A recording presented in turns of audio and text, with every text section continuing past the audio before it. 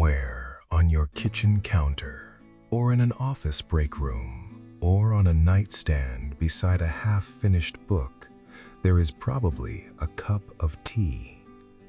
It looks harmless, a little steam, a little warmth, something you barely think about before you drink it.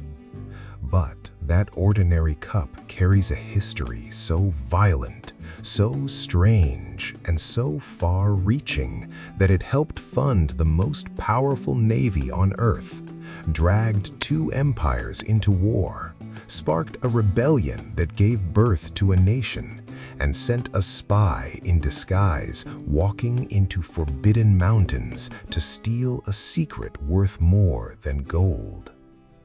Before this story is over, you will never look at a tea bag the same way again. So, the question is simple. How did a single leaf boiled in water by accident thousands of years ago end up rearranging the modern world?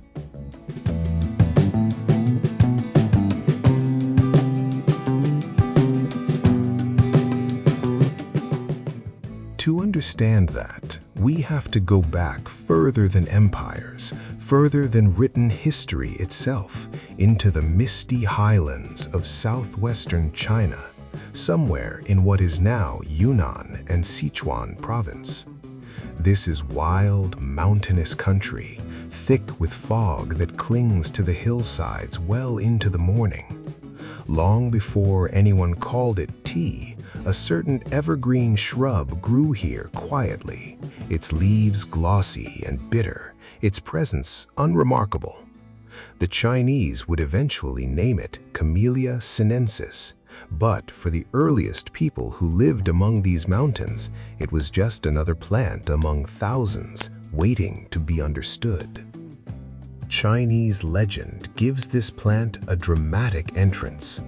As the story goes, sometime around 2737 BC, the mythical emperor Shennong, a ruler remembered as a farmer, a healer, and a taster of 100 herbs, was resting beneath a tree while his servant boiled water nearby.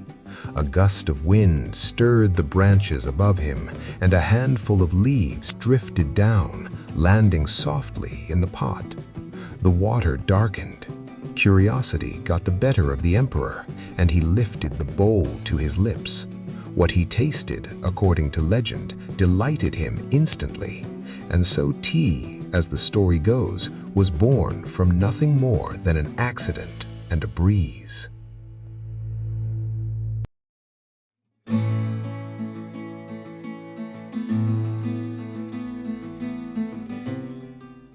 It is a beautiful story. It is also, we should be honest, a myth passed down through centuries of retelling long before anyone wrote it down. There is no way to confirm that Shennong existed exactly as described, let alone that he personally discovered tea beneath that tree.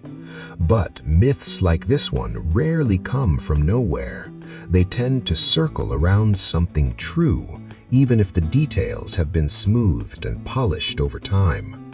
And what we can say with real confidence, based on archaeological and historical evidence rather than legend, is that tea drinking almost certainly began in these southwestern Chinese mountains more than 2,000 years ago, in communities who first turned to it not for pleasure, but for medicine.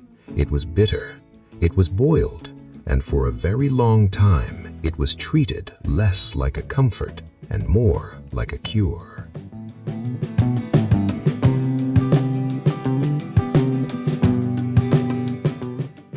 That would eventually change, but slowly over centuries, the way most transformations in ancient history tend to happen. Somewhere in these hills, farmers began cultivating the plant deliberately, instead of simply gathering it wild. Techniques for processing the leaves developed and spread, and tea began its long, quiet migration outward from these mountains into the wider fabric of Chinese life. But it would take one extraordinary man, centuries later, to turn a bitter medicinal drink into something closer to an art form. His name was Lu Yu, and his story begins, fittingly, with abandonment. Left as an infant, he was taken in and raised within a Buddhist monastery, surrounded from childhood by the quiet rituals of monastic life, one of which happened to be the careful, deliberate preparation of tea. Something about that early exposure seems to have stayed with him. As an adult, living during the height of the Tang dynasty in the 8th century, Lu Yu became consumed by a singular obsession. He traveled across China, tasting different teas from different regions, studying the mineral character of different water sources, examining every tool used in the preparation of a single cup, from the shape of the kettle to the material of the bowl. The result of that obsession was a book called The Classic of Tea, the very first comprehensive work on the subject the world had ever seen. In it, Lu Yu did something remarkable. He didn't just explain how tea was made, he elevated it, describing it in terms of harmony, discipline, and mindfulness, transforming a bitter medicinal habit into a refined cultural practice worthy of scholars, poets, and monks.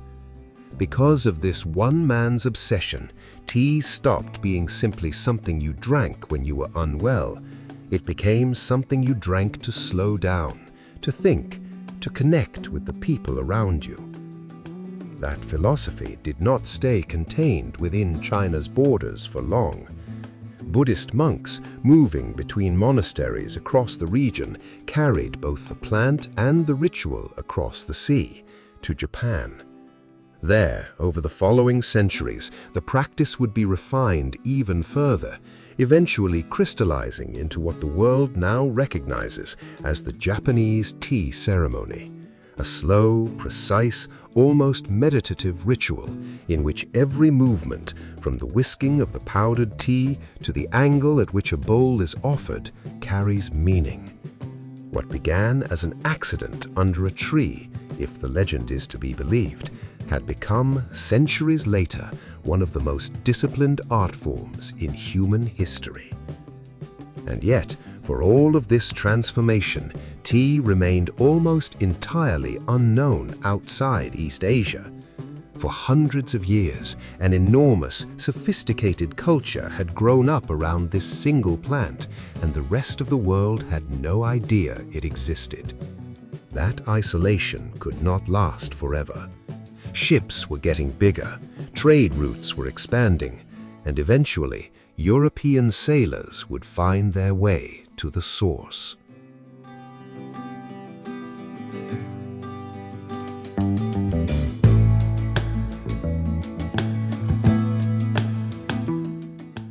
The first real contact came through Portuguese traders and missionaries who encountered tea in China in the early 1500s, though it would be the Dutch who turned it into genuine commerce. In 1610, a fleet belonging to the Dutch East India Company loaded chests of tea, likely gathered from Chinese ports, and carried them home to Amsterdam. It was the first time tea had ever been sold commercially on European soil. At first, almost nobody could afford it. It was treated the way rare spices and medicines were treated, locked away, measured out carefully, more curiosity than daily habit. Then, in 1662, everything shifted, and it shifted because of a single marriage. A Portuguese princess named Catherine of Braganza sailed across the sea to become the wife of King Charles II. She had grown up with tea as part of court life in Portugal, and she brought that habit with her into the English royal household. Almost overnight, tea became fashionable among the English aristocracy, the way anything favored by a queen tends to become fashionable. And where the aristocracy leads, the rest of a culture slowly but surely tends to follow. Within a century, tea had stopped being a luxury confined to palace walls. It had become something closer to a national obsession. English coffee houses began serving it, wealthy households built entire rituals around it, and the British East India Company, sensing the scale of the opportunity, built an empire of trade around a single imported leaf. By 1836, the tax revenue the British government collected specifically from Chinese tea imports was enough on its own to cover more than the entire annual budget of the Royal Navy, the most powerful naval force on the planet at that time. Let that settle for a moment.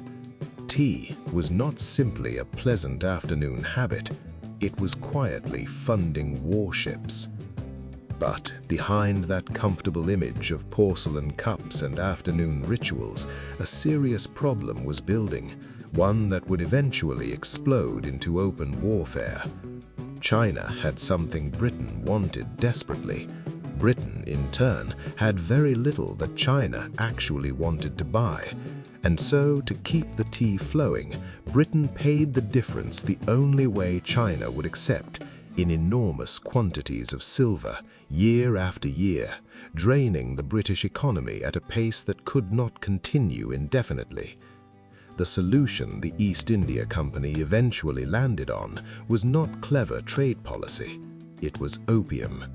British merchants began smuggling opium, grown under British control in India, into Chinese ports on a massive scale, creating widespread addiction across the country and using the profits to keep buying tea. Chinese officials, alarmed at the damage this was causing to their own people, seized and destroyed British opium shipments in an attempt to stop the flow. Britain's answer to that was not negotiation. It was war. The First Opium War broke out in 1839, and China, facing a technologically superior naval force, was defeated.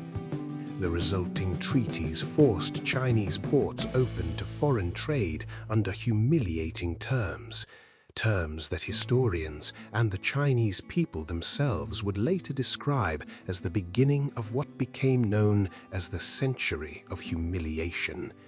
All of it tangled up at its very root in the supply chain of a cup of tea. While that story was unfolding on one side of the world, tea was already writing an entirely different kind of history on the other. In Britain's American colonies, tea had become something more than a drink. It had become a symbol. When the British Parliament imposed new taxes on tea without giving the colonists any voice in the decision, resentment simmered for years before finally boiling over.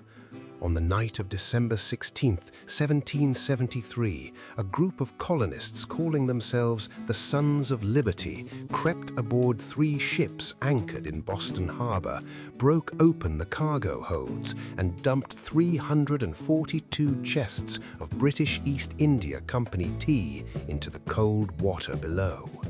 History remembers it now as the Boston Tea Party, and it stands as one of the sparks that helped ignite the American Revolution.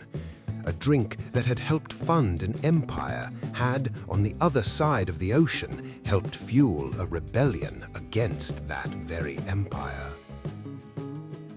Britain's dependence on China, however, remained unsolved, and the East India Company, still recovering from the costs and instability of war, decided to eliminate the problem entirely by taking matters into its own hands.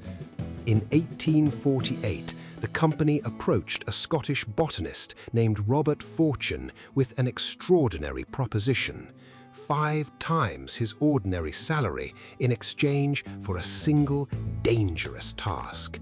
He was to travel into China's forbidden interior, territory legally closed to foreigners, and return with everything needed to grow tea somewhere Britain could fully control.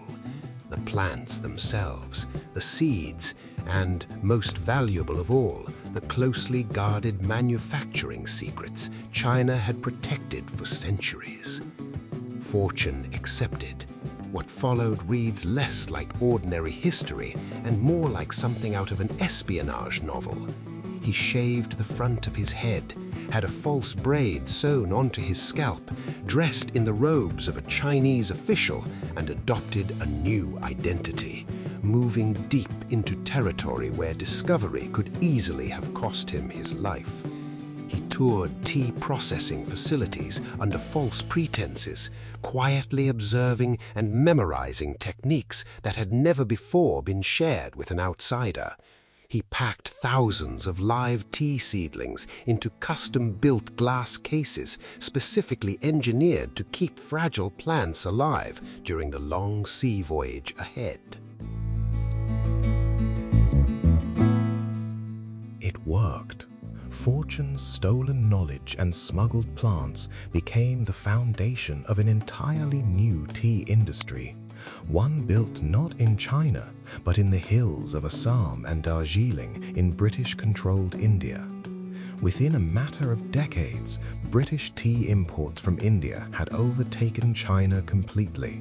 The empire that had once depended entirely on a single foreign source for every leaf it consumed had built its own replacement, quite literally stolen from the country it could no longer control. By the early 20th century, tea had become part of daily life across much of the world, but it still had to be brewed the old way, loose leaves steeped directly in a pot, strained carefully before drinking.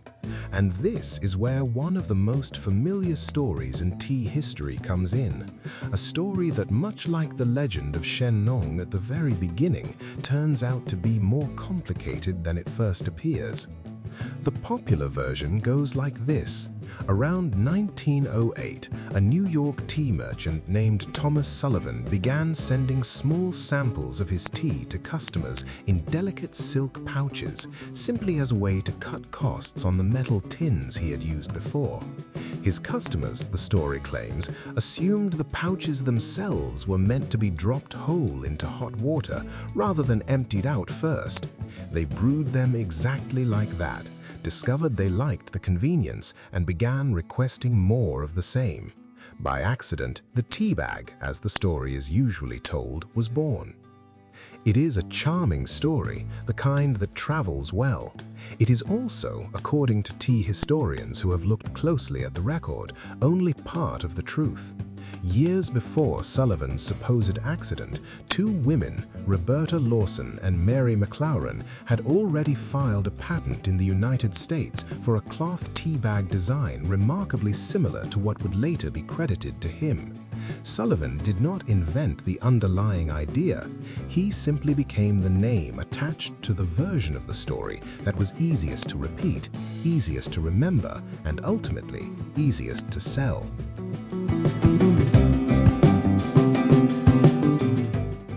Notice the pattern, because it is the same pattern that shows up again and again throughout this entire story. A mythical emperor gets credit for an accidental discovery beneath a tree. A single merchant gets credit for an accidental invention involving a silk pouch. In both cases, the tidy, simple version survives, while the messier, more collaborative, more human truth quietly fades into the background. History, it turns out, has a habit of smoothing its own edges. What we can say with real confidence, stripped of legend and simplified narrative alike, is this. Tea began as a medicinal plant in the misty mountains of southwestern China. It was transformed into a disciplined art form by a devoted scholar and carried across the sea by monks who turned it into ceremony.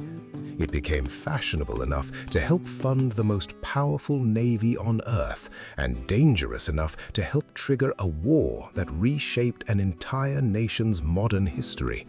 It was thrown into a harbor as an act of political defiance that helped birth a new country, and it was stolen, quite literally, by a man in disguise, laying the foundation for an entirely new global industry built on someone else's centuries of knowledge. Today, Tea is the most widely consumed beverage on the planet, second only to water itself. Billions of cups are poured every single day in kitchens and offices and street stalls across nearly every country on Earth, and almost none of the people drinking them are thinking about emperors, wars, smugglers, or spies. The leaf sitting quietly in your cup carries all of that history inside it, whether you taste it or not.